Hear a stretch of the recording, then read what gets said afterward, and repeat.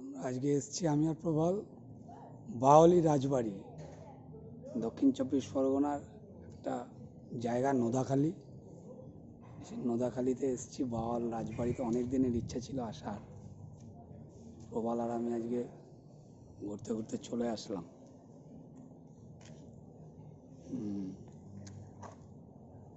যদি 350 বছরের পুরনো এই রাজবাড়িটা বললেন এখানকার লোকজন।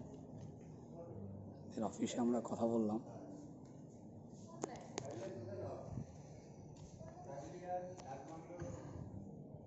একত্রিশটা রুম আছে এখানে, একটু এক্সপেন্সিভ।